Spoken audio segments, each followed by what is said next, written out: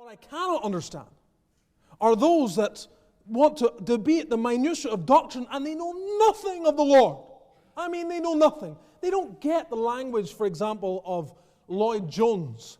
When Lloyd Jones he spoke about being almost scared not scared, that wasn't the word he used, but he thought it could be blasphemous to quiz a young man on theology and give him a grade.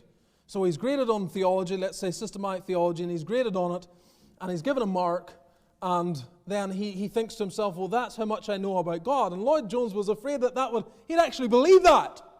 He would believe that grade would be reflective of his knowledge of God. It doesn't even begin to scrape the surface of his knowledge of God.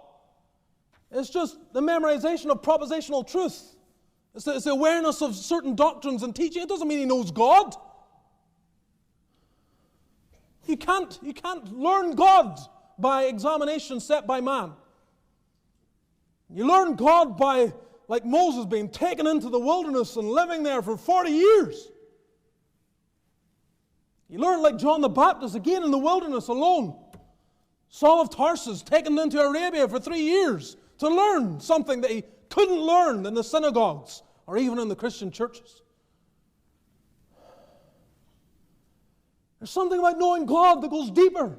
And Christian, if you don't get a hold of this, and we are all at different levels and different degrees, but every single Christian needs to be aware that your knowledge of God is the most important pursuit of this year for you. Your knowledge of God. Do you know God? Are you pursuing Him? Oh, for this congregation to reflect, there's a people whose pursuit primarily is God.